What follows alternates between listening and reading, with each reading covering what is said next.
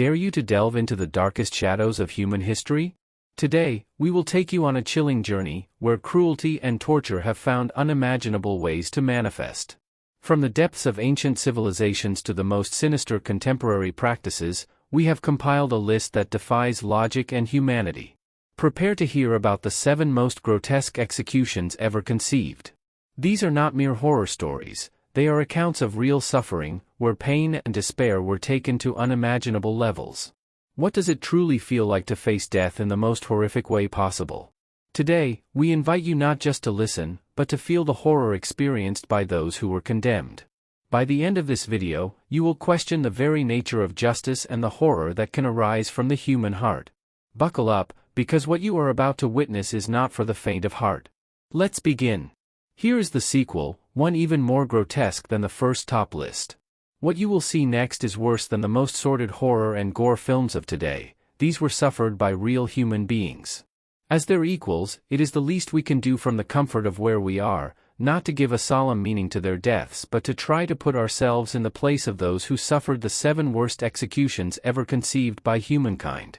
Method S. The execution method that opens this top list was inaugurated in Alabama, United States, in January 2024, to kill the death row inmate named Kenneth Eugene.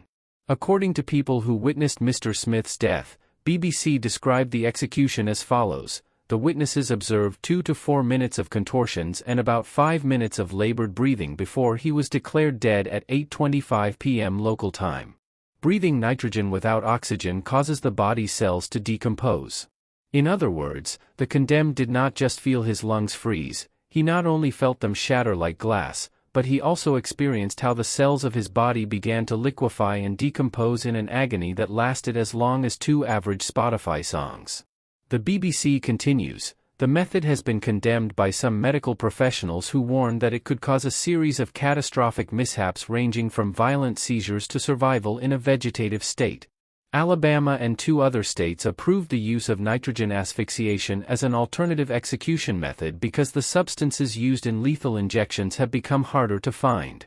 Little did death penalty activists imagine that in the 21st century, it would not only remain but that a new, much more brutal and painful method of execution would be devised, one even worse than the electric chair. Number 6. Garrote Vil. The Garrote Vil seems like a tool from the Middle Ages. However, it was the method of capital execution in Spain during the 20th century until it was abolished in 1978, making it a relatively recent execution method. It is worth mentioning that there are people alive today who witnessed executions with the Garrote Vil. It consists of a chair with a post-shaped back to which the condemned is tied, after which a rusty iron ring is placed around the neck, which is then closed behind the post with a huge pointed screw that, through twists and turns, is inserted into the nape of the neck, breaking the vertebrae slowly while the ring strangles from the front. In theory, it should be a quick death, but as they say, there is a big difference between theory and practice. The truth is that the resistance of some individuals' necks was admirable, and the strength of some executioners was lamentable, resulting in some truly horrifying scenes with slow-motion strangulations that could last as long as half an hour. For example, the medical report of the execution of José María Jarabo in 1959 detailed that the death occurred with excessive slowness. He took 25 minutes to die. Jarabo had a powerful neck, and his executioner, Antonio López Sierra, was quite physically weak.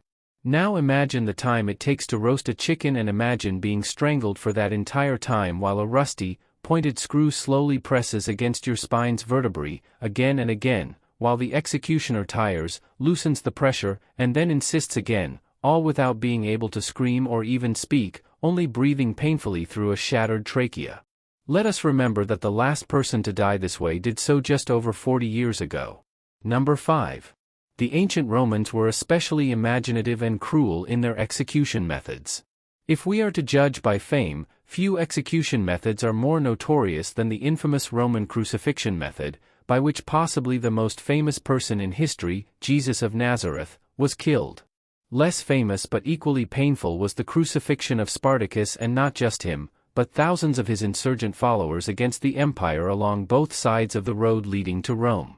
Death on the cross involved being nailed by the feet and hands, then lifted into the air so that the arms bore the entire weight of the body.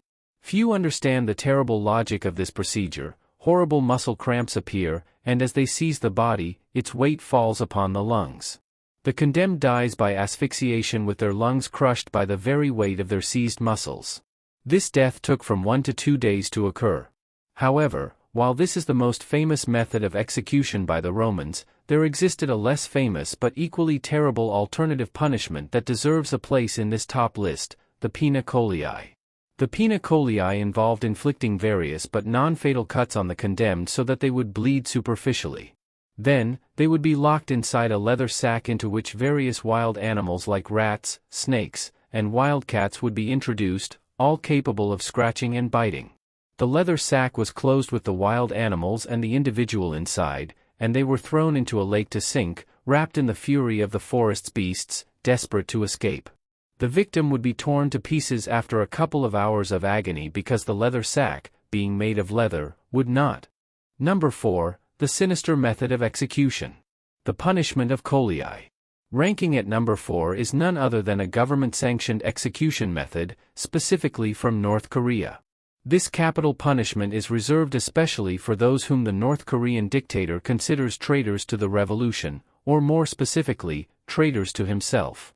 The execution involves stripping the condemned person and throwing them into a massive cell filled with wild dogs that have been deprived of food and sleep for several days.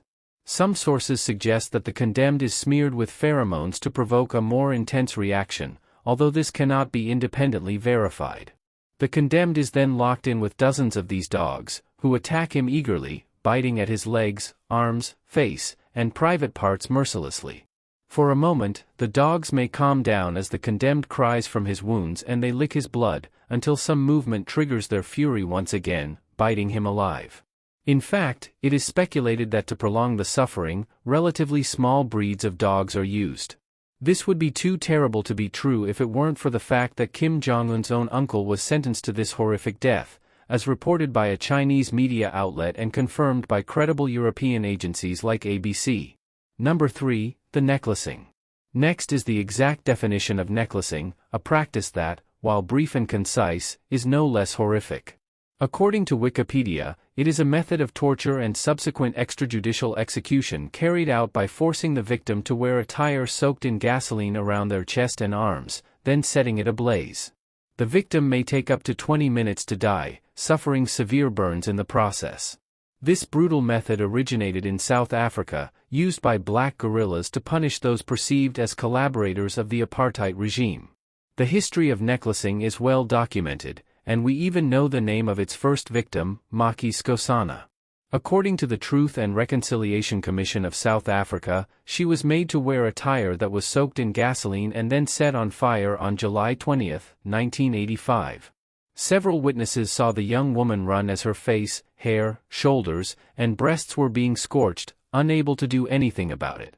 According to those same witnesses, she stumbled several times as the melted rubber stuck to her body, fell, and then, in agony, managed to rise and futilely attempt to flee from a fire that was, obviously, moving with her.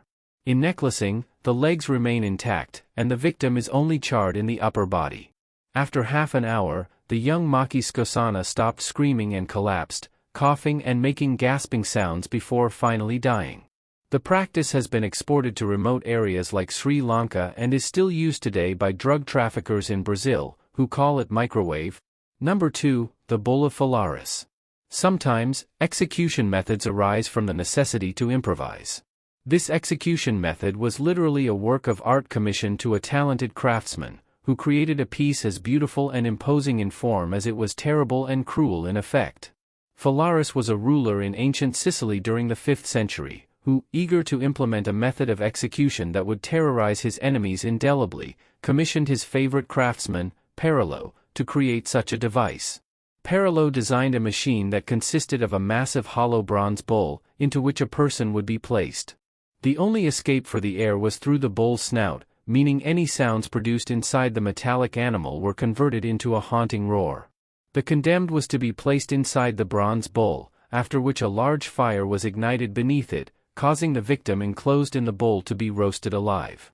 As their fluids evaporated, they would begin to scream, and the bull would produce chilling roars that, according to some accounts, could be heard from a great distance. The tyrant Phalaris had no better reward for his talented craftsman than to test the instrument on himself. Thus, Perilo, the designer of the Bull of Phalaris, was also its first victim, cooking inside the bronze animal while the people outside shuddered at the sounds that were actually the horrified screams of the unfortunate man. In a twist of poetic justice, Phalaris himself became the last victim of this demonic creation, as he was executed using the terrible method he had employed so many times on others. Number 1. What dwells in first place? Number 1 is a method of dying so devilishly cruel that some historians wish to believe it never existed, despite historical illustrations documenting it. It was a creation of the Viking people and involved slowly opening the victim from the spine, surgically cutting and spreading the ribs one by one so that they resembled blood-stained wings, subsequently pulling the lungs outward. The open wound was covered with salt to heal and to provoke indescribable additional pain. In this state, the victim was left suffering until they slowly died, driven insane by the agony. Martyr kings and significant officials of the Catholic Church, such as archbishops, died by this method, attesting to the fact that, however terrible it seems to us, it was a relatively common practice among the Viking people for dealing with their enemies. I want you to imagine it, to see it in your mind in all its horror. As we reach the end of this harrowing journey through humanity's darkest chapters, one question remains: what does this reveal about us? Each method we explored today serves as a chilling reminder of the depths of cruelty we can inflict on one another. But amidst the horror, we must ask ourselves, how far have we come, and how far are we willing to go? These stories are not just echoes of the past, they challenge us to confront the brutal realities of our world today. If this video has left you questioning the nature of justice and the human condition, don't forget to share your thoughts in the comments below. Your perspective matters, and together, we can foster a dialogue about the lessons we must learn from history. If you found this exploration intriguing, make sure to hit that like button and subscribe for more content that delves deep into the shadows of our existence. Join us next time as we uncover even more unsettling truths that history has hidden away. Thank you for watching, and remember, sometimes, the scariest stories are the ones that are all too real.